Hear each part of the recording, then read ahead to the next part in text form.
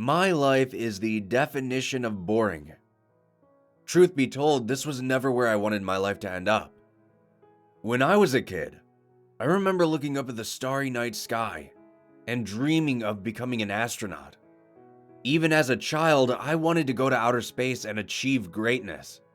That ended up not panning out, obviously. With each passing year, new fads and desires began to sweep past me. One year, I wanted to be a Major League Baseball player, but I failed to make the team. The next, I wanted to be a world-famous rock star. I even asked my mother to buy me a guitar for my birthday. She bought it, and I played the thing only a handful of times. Once high school rolled around, I thought this would be it. This would be where my life would become great. I'd finally find my calling, so to speak, and the rest would be history. Sadly, that didn't happen either. I struggled my way through high school, and just barely passed most of my classes. I always thought it would be fine. I still had time. I could still do amazing things with my life, even if I never achieved greatness. I could travel the world. I could fall in love. I could go to college and get a degree in a fascinating field. Though none of those things came to pass. Before I could attempt to do any of those things, my mother got sick shortly after I graduated high school. She was unable to hold a job and pay her bills, so I decided to put my life on hold to help her out. While I didn't have a whole lot of skills, I was somewhat good with computers, and the job I ended up finding, a trained monkey could do with their eyes closed. I'm not trying to discredit the job in any way, or make myself sound much more astounding than I truly am, but if you did my job for a day, you'd understand. I got a job working for a large corporation, and for 8 hours a day, I sit in a cramped cubicle, looking at one number and typing it into a small little box. That's it. I'd be sent a list of numbers during my shift, then spend the entire day entering them one at a time. Like I said, trained monkey.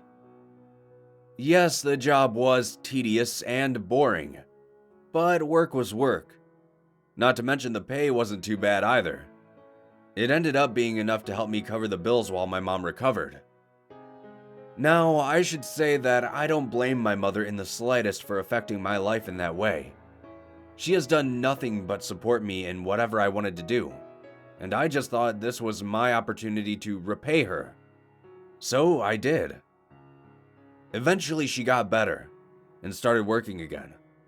However, by that point in my life, I had received a few pay raises during my time there, and had grown accustomed to working at this job. This ended up allowing me a bit of freedom as I was able to move out of my mother's house and find a place all on my own. To say that was a major highlight of my life would be an understatement. I had found a small single-bedroom apartment in the suburbs. The unit itself wasn't great, though it wasn't terrible either. It had everything I needed: a bedroom, bathroom, and a small kitchen. The only drawback was the location. It was quite a distance from my work, so I had to take the bus to work every morning, but aside from that, it was fine. Not long after I had moved into my apartment, I had fallen into an endless routine, it seemed. I would wake up every morning bright and early, shower, brush my teeth, make some coffee, then casually walk towards the end of my complex to the bus stop. I'd board and ride the bus for around 20 minutes, depending on traffic. The bus would stop about a half mile away from my work, and I'd disembark into the bustling morning sidewalk. I'd stroll to my office building, wave at the receptionist, enter the elevator, sit down at my cubicle, and begin my shift. That has been my life for the past 5 years. Then, about a month ago, something changed in my routine. I was leaving for work like I normally do, and when I exited the bus to walk the remaining distance to my office, I saw someone standing near one of the buildings ahead of me. He appeared to be a homeless person. Now, I've seen homeless people during my commute before, but this man seemed different.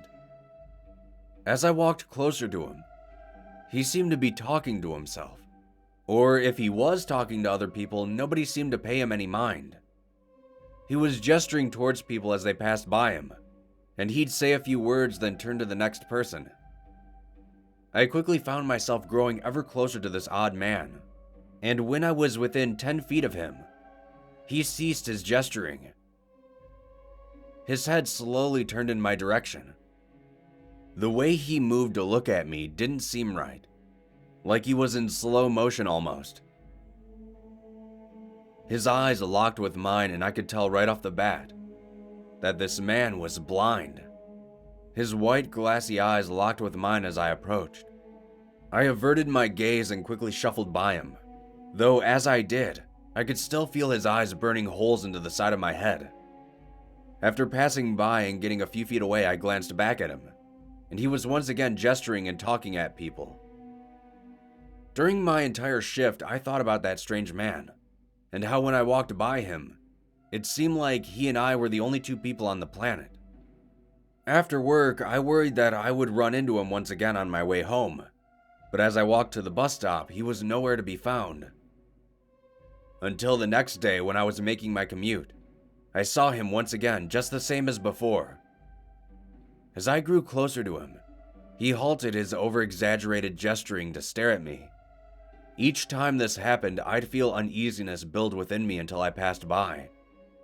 Even though I wanted my life to be exciting, this wasn't what I had in mind. A couple weeks passed by and I tried not to think about him. I even tried walking to work on the other side of the street one day, and as I did, I glanced over and saw him standing there on the other side, staring at me. This random occurrence was slowly taking its toll on my mind, and I could feel myself building to a breaking point. I decided that if I saw this man staring at me again, I was going to say something to him. Then, a little over a week ago, I saw him in the same spot he always stood. I was walking towards him, mentally preparing myself to give him a piece of my mind, when he stopped gesturing earlier than usual and turned towards me. Our eyes locked through the crowd, and I watched him lift his arm away from his body and point towards a random pedestrian. My eyes drifted over and I saw a businessman looking at his phone, not paying attention. He bumped into a person in front of him, and his foot slipped off the curb, causing him to tumble into the street. The squealing of tires and the screams of onlookers were the only things I heard. I didn't even need to see it to know what happened. Regardless, I couldn't stop staring at the blind man as he slowly lowered his arm. Police arrived on scene within minutes.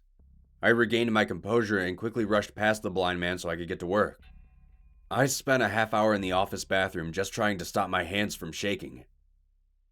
I tried to convince myself that it was just a freak accident, a coincidence, and focused on my work so I didn't have to think about the events of that morning. Then, 3 days ago, as I was walking to work, he stood there just like always. As I was about to pass by him and continue walking, something compelled me to stop. I stopped walking mere inches from the man and turned to him. The crowd was rapidly walking around us as if we weren't even there. I looked to the man and asked him, "Why are you staring at me?" He was silent for a few moments, his vacant eyes almost looking right through me. He lifted a weathered finger and motioned for me to come closer to him. I looked around cautiously and took a step towards him. With a raspy voice, he said, "I was curious." "Curious?" I asked. "My eyes can't see much, but I can see the end," he said. I returned a confused look and he continued, "Everyone has a fate. You saw the man who fell. That was his fate," the blind man said. "Then why do you keep staring at me every day?" I questioned. "I have watched many people. I have seen many fates. But yours is the darkest I have ever seen in my entire life. His voice seemed to trail off at the end. I could feel my heartbeat starting to hasten as I was beginning to process his words. Just as I was about to ask him what my fate was, or when it was even going to happen, a woman bumped into me as she walked in front of me. Just as I recovered my balance, I looked up and the blind man who was mere inches in front of my face was gone.